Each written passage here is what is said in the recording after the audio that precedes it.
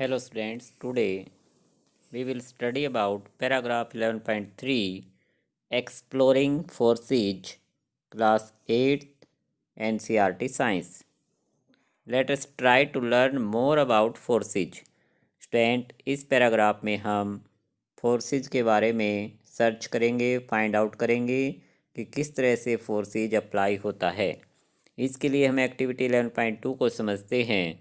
Choose a heavy object like a table और box which you can move only by pushing hard.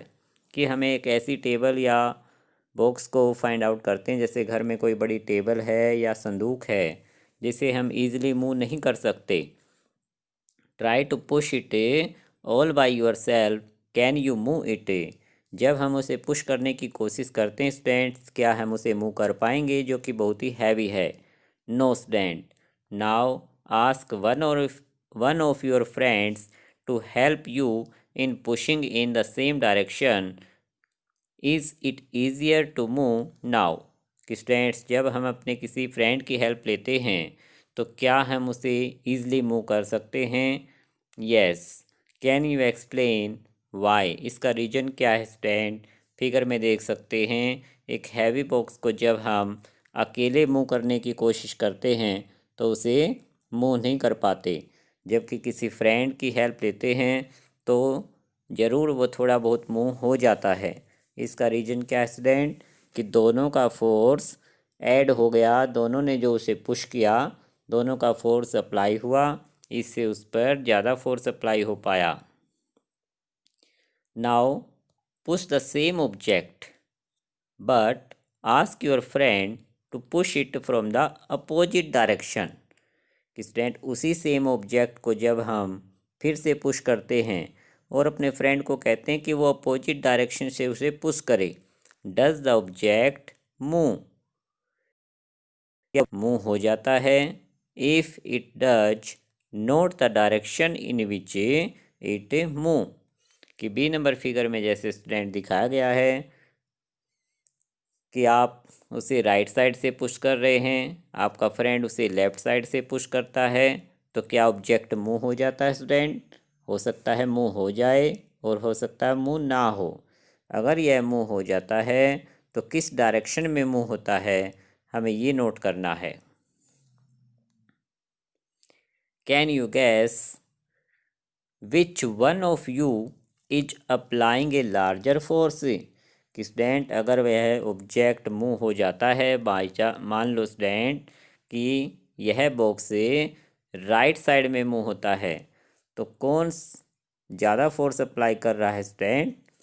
Yes, this person apply larger force, क्योंकि इसने इसे ज़्यादा ताकत से push किया, इसलिए यह ऑब्जेक्ट इसके राइट साइड में मूव कर गया। और अगर यह ऑब्जेक्ट मूव नहीं कर पाता स्टूडेंट, तो इसका मतलब है दोनों तरफ से सेम फोर्स अप्लाई किया गया, इसलिए ऑब्जेक्ट मूव नहीं कर पाया।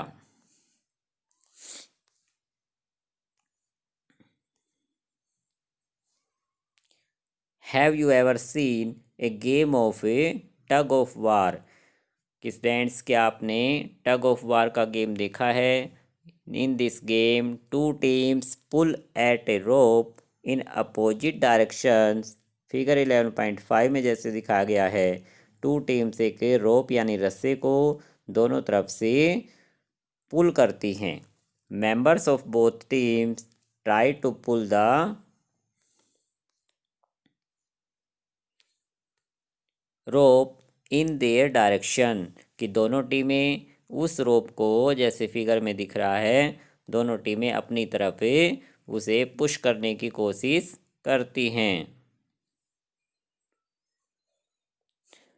Sometimes the rope simply does not move. Is it not similar to the situation shown in figure 11.3b? The team that pulls harder, that is applies a larger force, finally wins the game. कि student, अगर यह रोप कई बार move नहीं कर पाता तो इसका मतलब क्या है कि the rope may not move if two teams pull at the at it with equal force. अगर दोनों टीम इक्वल फोर्स अप्लाई करेंगी तो यह रोप किसी भी तरफ मूव नहीं कर पाएगा। लेकिन अगर फिगर 11.3b में जो बॉक्स था उसकी तरह सिचुएशन है स्टूडेंट ये भी, अगर कोई टीम इसे हार्डर पुल कर लेती है, यानी दूसरी टीम से ज़्यादा फोर्स अप्लाई कर लेती है, ज़्यादा ताकत से इसे पुल करती है, तो उसने इसका मतलब ज़्यादा फोर्स, लार्ज फोर्स अप्लाई किया है और वह टीम गेम को जीत जाती है। What do these example suggest about the nature of force? कि स्टूडेंट इन एक्टिविटी से और इन एग्जाम्पल से आप फोर्स के नेचर को समझ पाए होंगे कि फोर्स का नेचर कैसे होता है या कैसे फाइंड आउट किया जाता है, कैसे एक्सप्लोर करेंगे हम फोर्सेज को।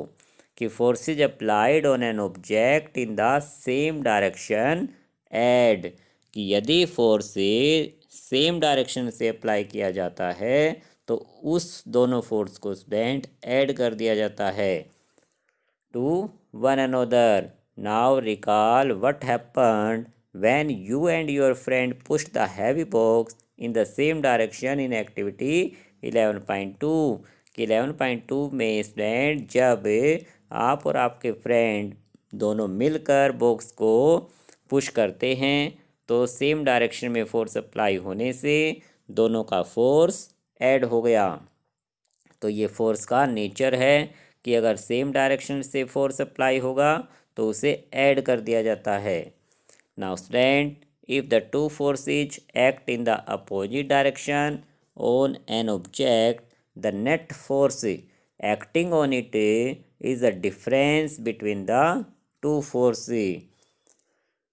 कि स्टूडेंट अगर फोर्स अपोजिट डायरेक्शन से अप्लाई किया जाता है तो जो नेट फोर्स है वो दोनों फोर्सेज का डिफरेंस होता है। What did you observe in activity 11.2 when both of you were pushing the heavy box from the opposite direction? कि सेकंड फिगर में स्टूडेंट जैसा देख रहे हैं कि दोनों फ्रेंड अपोजिट डायरेक्शन से फोर्स अप्लाई करते हैं तो इस ऑब्जेक्ट पर जो नेट फोर्स अप्लाई होगा इन दोनों के फोर्स का डिफरेंस, कि जो भी हार्डर फोर्स अप्लाई करेगा बॉक्स उससे अपोजिट डायरेक्शन में मूव करेगा। मान लो फर्स्ट फ्रेंड ने ज़्यादा फोर्स अप्लाई किया है तो बॉक्स इसके अपोजिट डायरेक्शन में मूव कर जाएगा। तो इस तरह से स्टूडेंट जो नेट फोर्स है दोनों फोर्स का डिफरेंस होता है। इन दोनों बातों को आपको आज समझना है कि अगर फोर्स सेम डायरेक्शन में अप्लाई होता है तो उसे ऐड कर दिया जाता है और अगर फोर्स अपोजिट डायरेक्शन से अप्लाई होता है तो उनका डिफरेंस निकाला जाता है कि दोनों फोर्स को माइनस कर देना है। Recall that in tug of war, when two teams pull equally hard, the rope does not move in the any direction।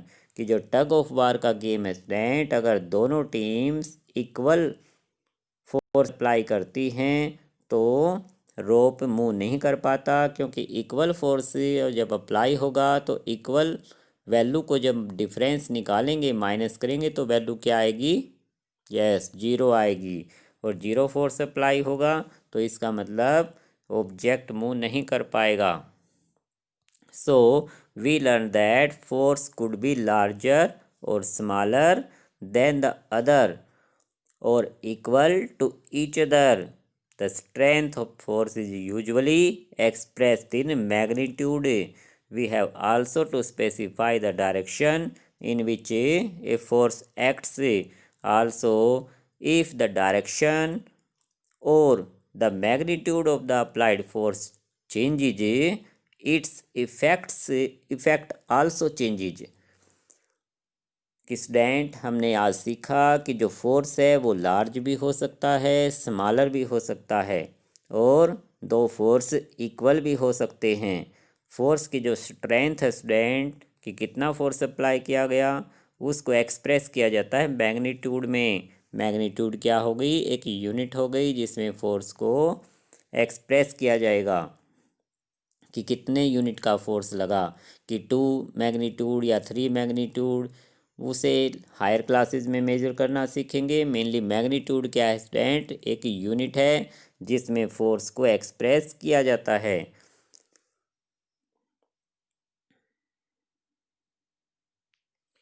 और मैग्नीट्यूड से स्टूडेंट